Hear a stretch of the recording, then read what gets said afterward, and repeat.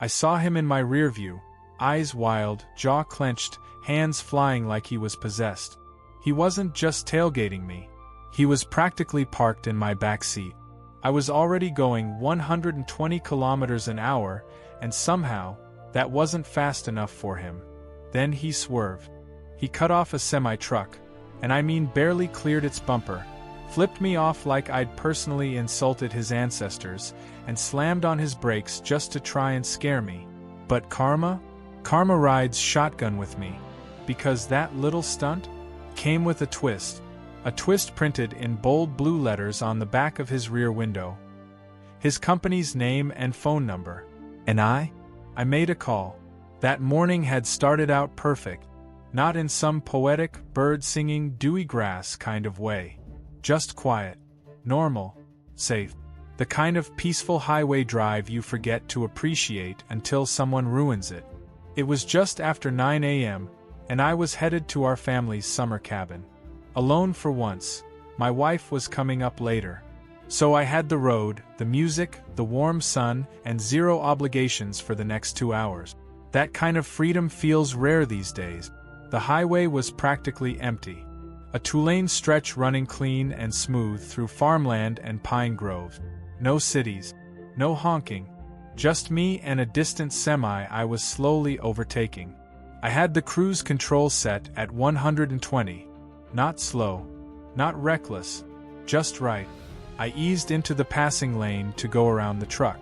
Everything felt in sync, until I noticed a shape closing in fast behind me.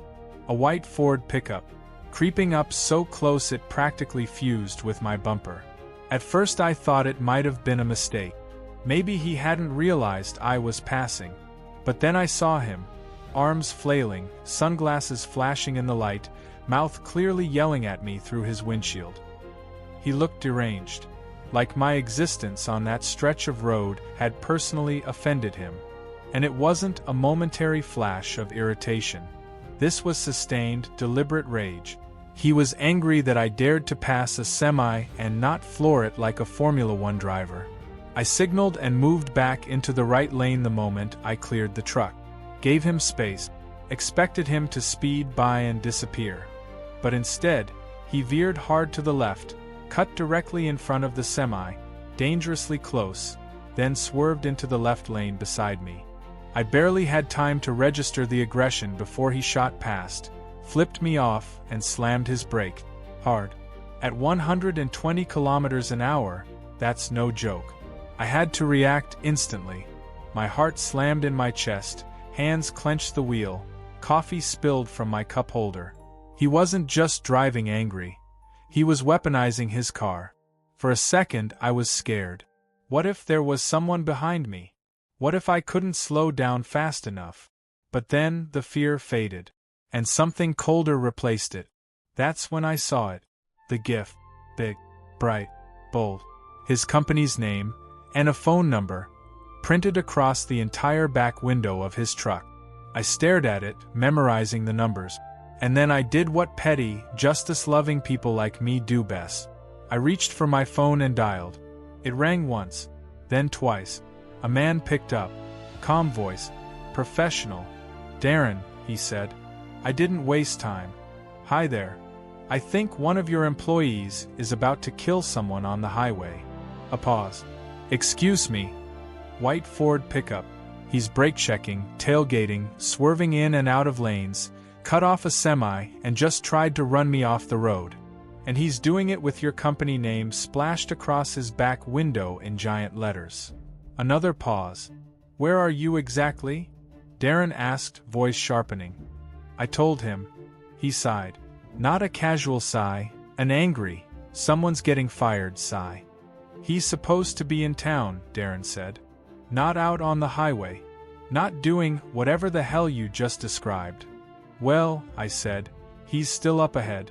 You might want to reach him before he lands your company on the news." "Thank you for letting me know," Darren said tightly. "I'll deal with it right now." I hung up and waited. 2 minutes passed. He was still in view, a few cars ahead. Then I saw him pick up his phone. He answered. And everything about him changed. His head dropped slightly. Shoulders hunched. One hand flew up in the classic, "Let me explain" wave. His truck slowed. He drifted into the right lane and started driving like a student on his final road test. The aggression was gone, replaced by panic. I couldn't hear Darren, but I imagined every word. I imagined the fury of a business owner who just got told that one of his branded trucks was being driven like a stolen getaway vehicle on a public highway. I imagined the driver trying to explain himself while still clutching the wheel, heart racing, sweat collecting under his cap. I passed him slowly, deliberately. No horn, no finger, no need. Just eye contact, and the slow, satisfied grin of someone who didn't have to scream to win. He looked humiliated, angry, embarrassed.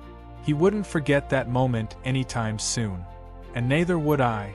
It felt good, not because I hurt him, I didn't, but because I stopped him, because I reminded him, and myself, that some of us still hold the line. Later, I found myself wondering who he really was. What kind of man drives like that? What goes through someone's head when they endanger lives just to feel powerful for a few seconds? Was he stressed? Late for something? Just a narcissist with road rage issues? Did he treat waiters the same way? Did he yell at customer service reps? Did he live in a world where anger was always the answer? I didn't know. But I knew this. He underestimated me. Judged me by the car I drove. By my age. By the way I stayed calm. But here's the thing about calm people. We remember things. We watch. We think. And when you piss us off, we don't flip you off. We ruin your day the legal way. I never heard from Darren again. No follow-up. No apology.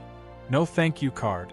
But I like to think about that driver sitting in a meeting later that week, being called into a cold office with the door shut behind him.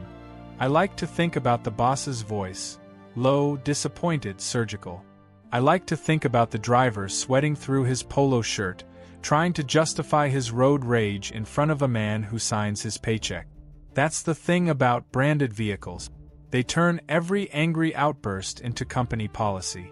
And they turn every driver into a representative, whether they want to be or not. In the end, I didn't yell. I didn't brake check him back. I didn't let his rage infect my peace. I stayed in my lane, made a phone call, and let the universe take care of the rest. Revenge doesn't always come with fireworks. Sometimes it comes with a ringtone. Sometimes it looks like a man in a white truck slowly realizing that the person he tried to scare wasn't scared, just smarter, and willing to speak up. So the next time someone rides your bumper, remember this: they might think you're soft. They might think you'll just take it. But you've got a phone, and a voice. And if you're lucky, they've got their boss's number printed on their back window. Because karma doesn't need to race. It just needs a signal, a calm voice, and the perfect moment to strike. If you like stories where the calm ones win and karma shows up with perfect timing, make sure to like this video and subscribe to the channel. Because karma doesn't shout. It waits. And it always finds the target.